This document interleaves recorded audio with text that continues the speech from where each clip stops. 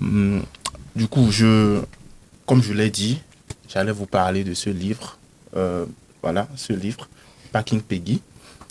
C'est un essai dont les auteurs sont Charles Cousty et Léo Lepage.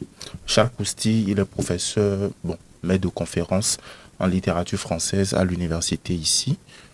Je l'ai comme professeur du coup. Et Léo Lepage, il est réalisateur et photographe. Alors, je vais dans un premier temps parler un peu du contenu de ce livre, même si ce n'est pas vraiment ce que je voulais présenter. Ce dont je voudrais surtout parler, c'est un article que j'ai écrit sur le livre, sur un aspect du livre.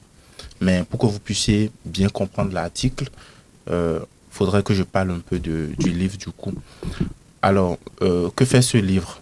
C'est un livre qui met en relation des tests de Charles Péguy et les, les rues, les parkings, en tout cas tous les espaces qui portent le nom de Péguy en France. Donc, les auteurs du livre ont d'abord fait le tour de la France où ils ont repéré toutes les rues, tous les parkings, en tout cas tous les espaces qui portent le nom de Péguy. Ils sont partis donc faire des photos que vous pouvez retrouver dans le livre. Plein de photos, Et attends. ces photos-là ont été mises en relation avec les tests de Péguy. Et d'où est partie donc cette entreprise, l'envie d'écrire un tel livre.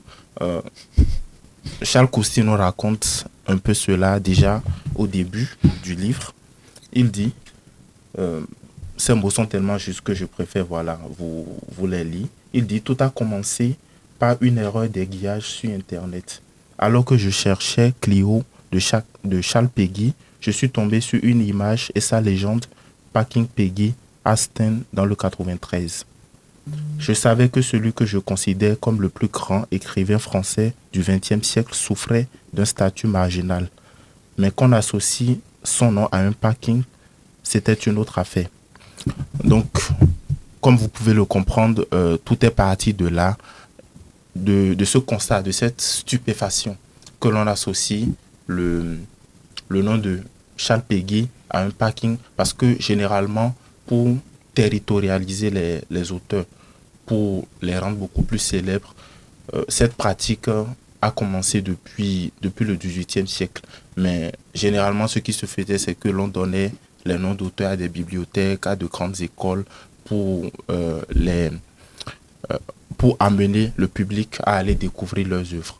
Mais lui, le constat qu'il a fait, c'est que l'on a donné le nom Charles, de Charles Péguy à un parking dans le 93 et c'est un parking de surcroît insalubre. Donc c'est ça, sa stupéfaction, il était étonné que l'on donne donc son nom à un tel parking. Et il nous dit, quelques semaines plus tard, donc c'est les deux constats qui ont été à l'origine de l'écriture de ce livre. Il dit, quelques semaines plus tard, j'ai demandé à mes élèves de Créteil s'ils avaient déjà entendu parler de Charles Péguy. Leur réponse était quasi unanime. Oui, c'est un arrêt de bus juste à côté. Alors, donc, euh, de ces deux constats, il a voulu donc écrire ce livre-là. Alors, ce que moi j'ai écrit comme article, l'aspect qui m'a intéressé, et je vais vous lire ma problématique. Territorialiser un auteur consiste, on le sait, à inscrire son nom dans un lieu, à fisser, à le fisser dans l'espace, afficher dans l'espace une part de son prestige culturel. Mais que devient ce geste lorsque l'espace désigné n'est plus un monument, une bibliothèque, un établissement scolaire, mais un parking? Et l'objectif, c'est de montrer qu'en réalité, et cela est très implicite dans le livre, Charles Cousty ne le dit pas clairement, mais l'objectif, c'est de montrer que la territorialisation peut avoir un effet contraire, même si l'objectif au départ, c'était euh, de valoriser l'auteur. L'effet contraire, c'est qu'aujourd'hui, de plus en plus, cette territorialisation désacralise les écrivains. En ce sens que on peut déjà se demander au nom de quoi on donne le nom d'un auteur à un gigantesque monument au centre de Paris et à un autre auteur, on va le mettre dans les périphéries où on donne son nom à des monuments qui, voilà, n'ont pas vraiment ce prestige-là, n'ont pas vraiment le prestige dû à son rang.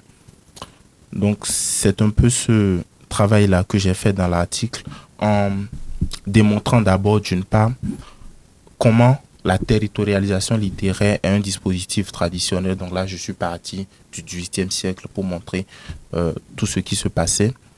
Et la partie qui m'intéresse le plus, ce que je vais présenter, c'est que la territorialisation peut relever d'une désacralisation. Le cœur de l'essai repose sur la découverte d'un lieu dont la fonction contredit radicalement les attentes associées à la commémoration littéraire, un parking municipal. Ce qui de plus ne manque pas de retenir l'attention, c'est le caractère insalubre du parking et son implantation dans une banlieue du multiple d'insalubrité. Le passage et les images suivantes, donc du coup vous allez retrouver les images dans l'article qui sera publié sur REC et également sur Plume Critique. Je vais finir sur je ne pourrai pas présenter l'article in extenso, donc je vais juste revenir sur les points essentiels que j'ai déjà commencé par présenter. Alors même que le but recherché est d'inscrire Peggy dans un espace urbain concret, boulevard, jardin, résidence, cette inscription s'opère dans des lieux banals, voire disgracieux, qui contrastent fortement avec la stature spirituelle et intellectuelle de l'auteur. Le béton brille, la forme rectangulaire, toute la description qui a été faite donc des endroits qui portent le nom de Peggy est un peu péjoratif. Et on peut voir par là que le choix du parking comme lieu de territorialisation n'est pas anodin et constitue dans l'essai un puissant symbole. Lieu de passage, de transit et d'oubli. Le parking donc s'oppose frontalement aux espaces traditionnellement associés à la culture et à la mémoire. On n'y demeure pas, on n'y contemple pas, on y stationne provisoirement avant de repartir. En ce sens, le parking Peggy matérialise la précarité de la mémoire littéraire contemporaine. Le texte exploite cette symbolique pour interroger donc la place de l'écrivain dans la société actuelle. Le nom de Peggy inscrit sur un panneau est vu sans être lu. Il ne provoque ni questionnement ni curiosité. Le texte souligne ainsi que la littérature n'est plus perçue comme une référence structurante dans l'espace public, mais comme un héritage lointain neutralisé par l'usage quotidien. Donc l'article sera publié d'ici quelques jours. Vous pouvez retrouver ça sur REC. Comment on le publiera? Oui, justement. Ce sera... On vous mettra dans la description sur YouTube, je pense. Ouais. Faut qu'on voit comment on le publie. En tout cas, merci beaucoup Epainet. J'ai bien aimé parler de l'arrêt de bus et de parking Peggy. Voilà. On en profite pour dire que toutes ces chroniques sont en replay sur YouTube. Tu les repartages aussi sur Facebook, etc. Tu as une vraie communauté littéraire à tes côtés. C'est la success story de REC. Voilà. On va faire une petite pause. Juste après, on parlera d'actualité étudiante, de tous les événements à ne pas rater sur le campus. Et il y en a dès demain.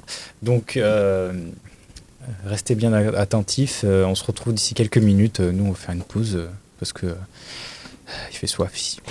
Allez.